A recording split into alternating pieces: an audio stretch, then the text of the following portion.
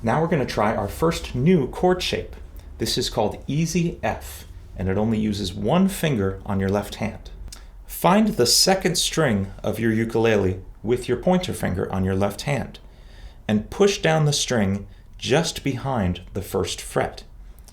Try to curl your finger into a little pirate hook. This will make your fingers stronger for playing strings on the ukulele.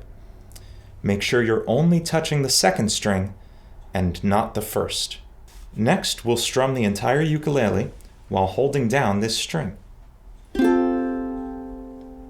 That's Easy F. Let's play a song with the Easy F chord. 1, 2, 3, 4. 1, 2, 3, 4. 1, 2, 3, 4. 1, 2, 3, 4.